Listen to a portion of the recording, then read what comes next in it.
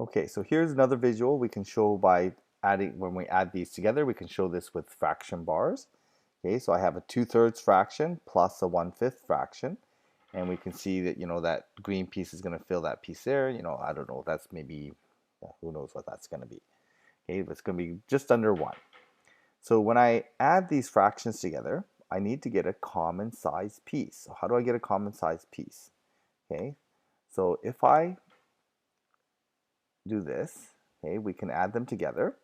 Okay, so we can see that we get there's our 2/3 piece, there's our 1/5 piece, and we get just under 1. We don't quite fill that box.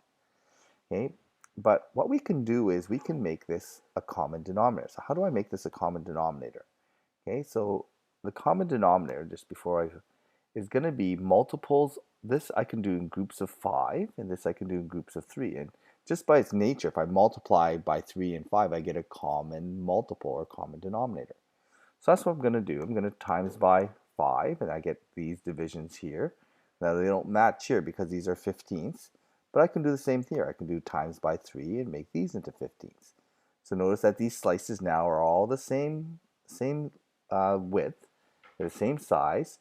If they're the same size or the common denominator, I can then add these together. So I end up with 10 15ths for the blue, 3 15ths for the green, and so my total is just going to be, I'm going to end up with 13 15ths. I can see I get 13 out of 15 pieces that are shaded there.